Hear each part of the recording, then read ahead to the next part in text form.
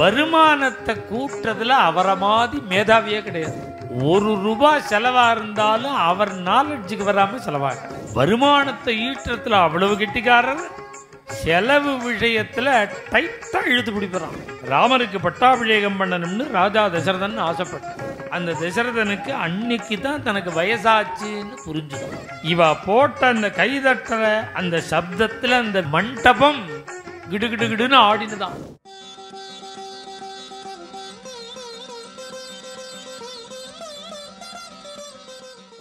மகதா ஸ்வேன விஸ்மிதா.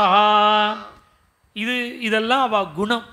அப்புறம் administration side எப்பேற்பட்ட நிர்வாகின்னார்.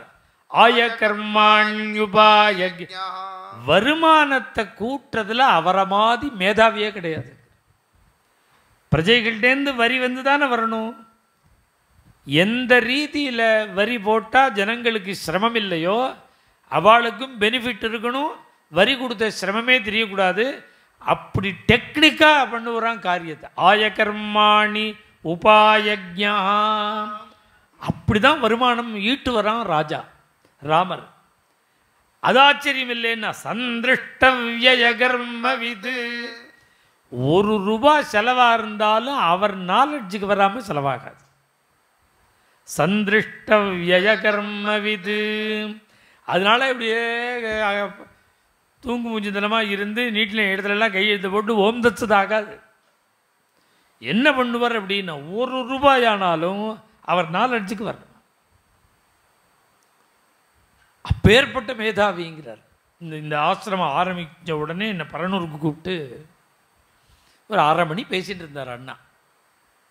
அப்போ நீ என்ன எது மாதிரி பண்ணியிருக்க, ட்ரஸ்ட்டா என்ன பண்ணியிருக்க எல்லாம் கேட்டுவிட்டு அப்போ தான் சொன்னார்.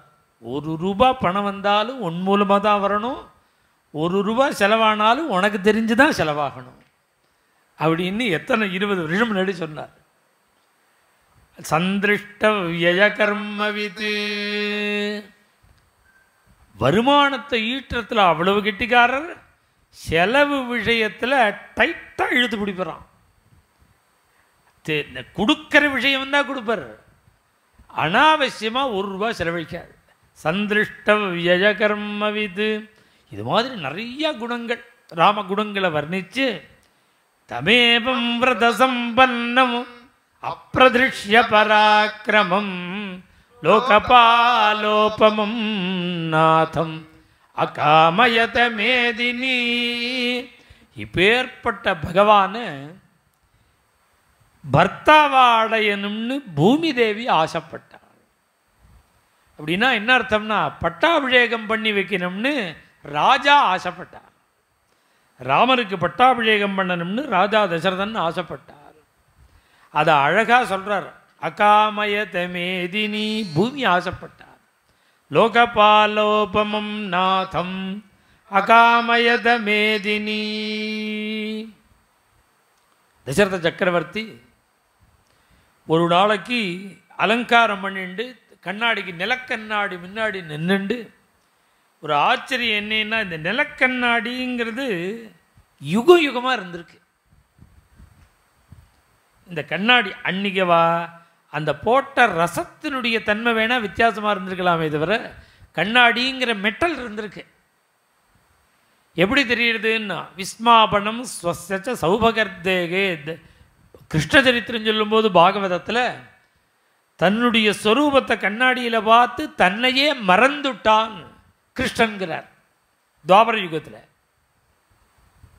ஆதரிசத்தலம்னு பேர் கண்ணாடிக்கு. இந்த தசரத சக்கரவர்த்தி கண்ணாடிக்கு முன்னாடி வந்து நின்னான்னு சொல்றார். கண்ணாடிக்கு முன்னாடி தன்னுடைய ஒரு உருவத்தை பார்த்தார். அப்ப அந்த தசரதனுக்கு அன்னைக்கு தான் தனக்கு வயசாச்சுன்னு புரிஞ்சுதான்.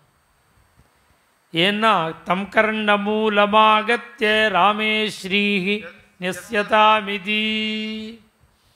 இந்த நிறைச்சிருக்கான் காதோரமா, வயசாகிடுதுன்னு தெரிஞ்சுது. இனிமேல் சுவாமிக்கு பட்டாபிஷேகம் பண்ணணும்னு தீர்மானம் பண்ணி சபையை கூட்டி ஜனங்கள்கிட்டெல்லாம் சொல்கிறான். பாண்டுரஸ்யாதபத்ரஸ்யா छायायां जरितं मया तं चन्द्रमिव पुष्येण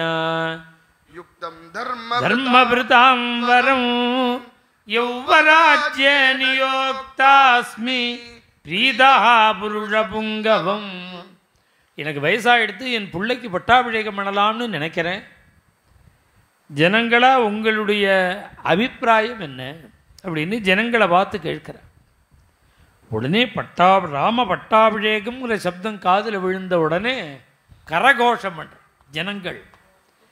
இவ போட்ட அந்த கைதட்டுற அந்த சப்தத்தில் அந்த மண்டபம் கிடுகிடுகிடுன்னு ஆடினுதான் சவுண்டில். மேலும் இது போன்ற சிறப்பான நிகழ்ச்சிகளை காண இப்போவே லைக் பண்ணுங்க, ஷேர் பண்ணுங்க, மறக்காம சப்ஸ்கிரைப் பண்ணுங்க.